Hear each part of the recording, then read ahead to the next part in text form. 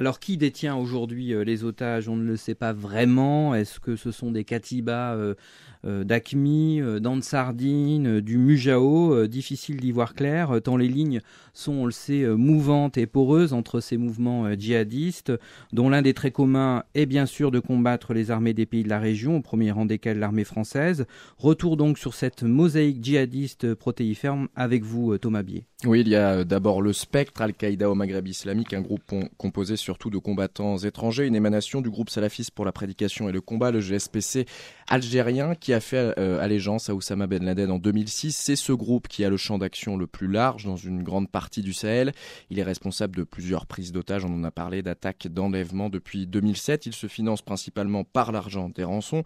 Il a perdu beaucoup d'hommes, on l'a dit, lors des affrontements avec les troupes françaises et tchadiennes. L'Algérien Mokhtar Belmokhtar, dont la mort a été annoncée, a créé la brigade des signataires du sang en décembre dernier, une scission avec Aqmi du fait de divergences stratégiques, mais le groupe reste affilié à Al-Qaïda.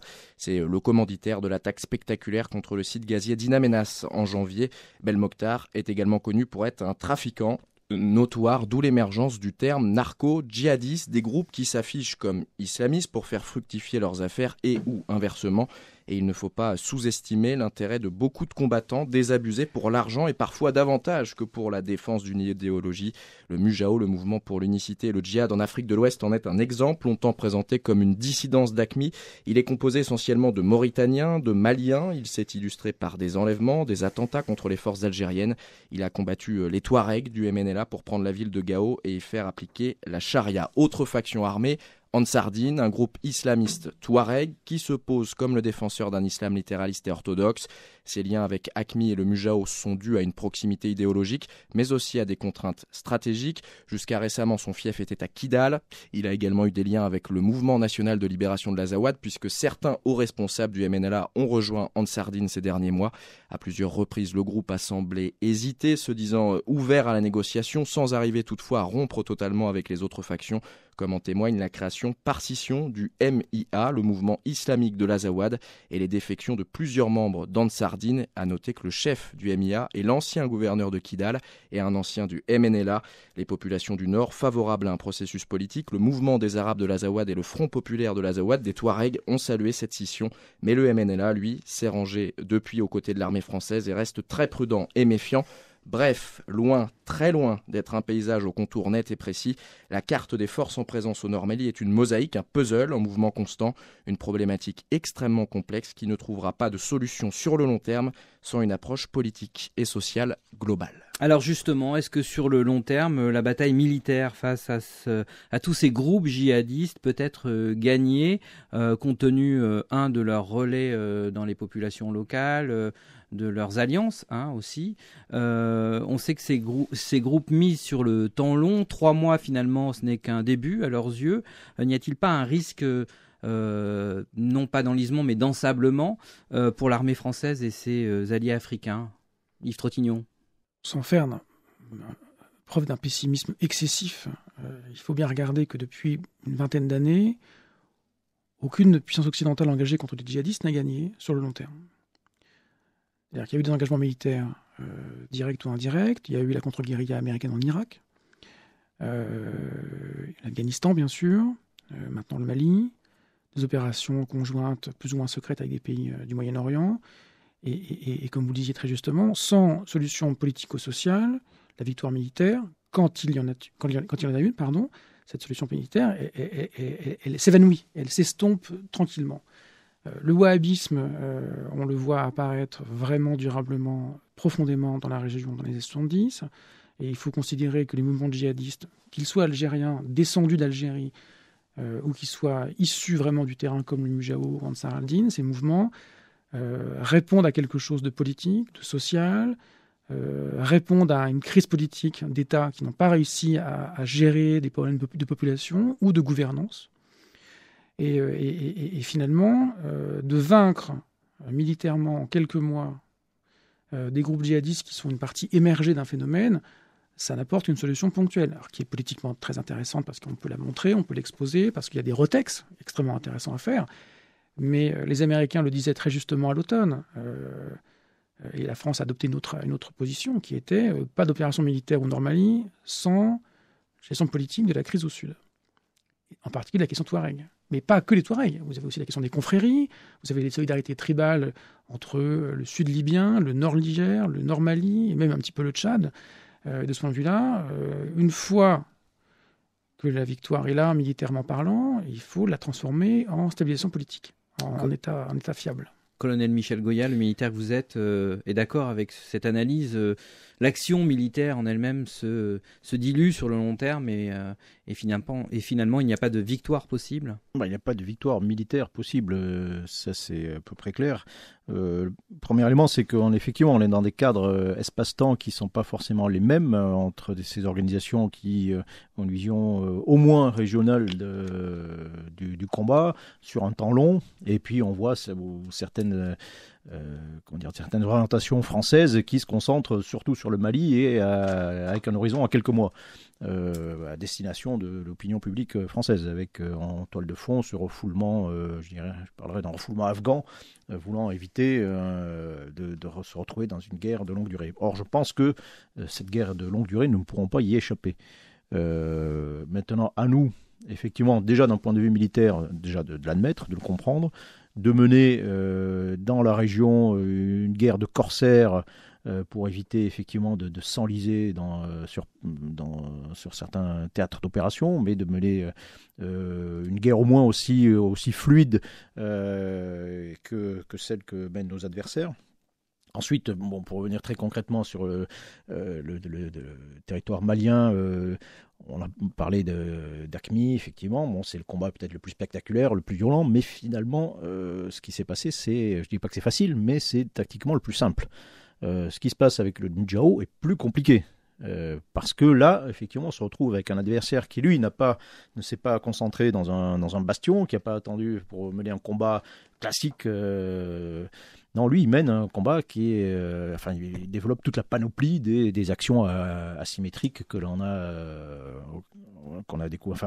on a eu affaire par ailleurs, avec les attaques suicides, avec des actions de harcèlement, d'infiltration. Lui, il mène pas un combat classique, il mène une guerre de communication appuyés par des actions violentes. Donc ils montrent qu'ils sont là, qu'ils existent, qu'ils sont présents, qu'effectivement l'armée française n'a pas assuré la sécurité de l'ensemble du territoire, que l'armée malienne non plus. Donc ils sont là, ils font un acte de présence permanente par des actions violentes. Et là c'est beaucoup plus compliqué militairement à gérer, parce que ça signifie que ces gens-là ont peut-être une implantation locale qu'elle n'avait pas forcément AQMI, qui sont capables, à partir du moment où des gens sont capables de recruter des volontaires de la mort, c'est des gens qui sont capables d'aller se faire exploser, il faut se poser des questions quand même.